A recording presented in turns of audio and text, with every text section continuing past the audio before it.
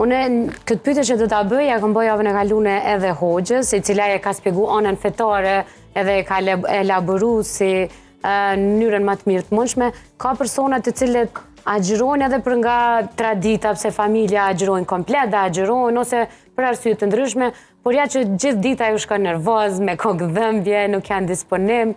Nga ana fetare, Hoxha ka shpjeguar shumë mirë për këtë ju që se keni pa mundën me gjetë emisionin e javës të kaluar, për menimin fetar të këta persona që agjërojnë dhe i ka faj dikush.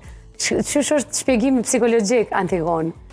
Po, Sarand, domethënë, sa herë neve na ndalohet diçka, një rutinë që na e kemi, dhe na ndalohet ajo rutinë, është mendim automatik, është ndjesi automatike e nervozizmi, sepse na reagim automatik. Na dëshirojmë me bo ato që kemi bo çdo ditë, edhe te ushqimi. Domethënë na thjesht e kemi ndalu një rutinë dhe largimi i shprehive nuk është as pak i lehtë, prandaj këto varësit janë shumë vështira për trajtim.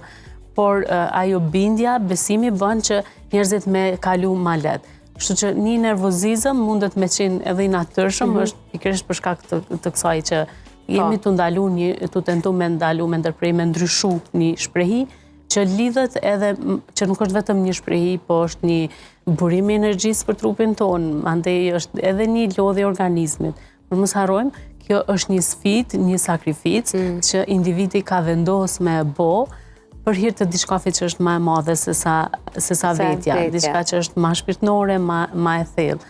Dhe kjo mandej e lehtëson edhe atë momentin e nervozizmit.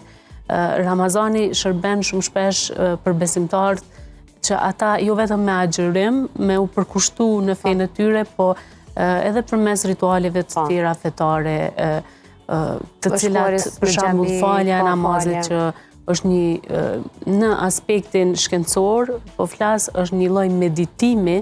Imagjino 5 herë në ditë i kemi ndërprer çdo që duke bë për me u përkushtu 3-4 minuta, 5 minuta, varësisht sa zgjat ajo,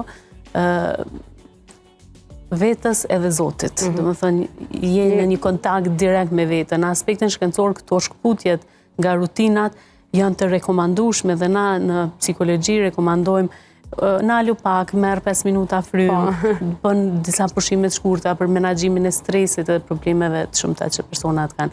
Kështu që në muajin e Ramazanit individi përveç agjërimit i bën edhe këto ritualet dhe kështu plotësohet ajo kujdesi, përkushtimi ndaj vetës vet, kisha me thonë në fund të ditës, sepse ajo që ka bojnë ata për hir të Zotit të tyre, i kthen ata në kontakt me veten, dhe jo rrallë e ndëgjojmë në shkencë, në filozofi që kontakti me Zotin nënkupton edhe kontaktin me veten. E vërtet, kjo edhe është shumë shpirtërore, përjetohet ndryshe nga secili individ.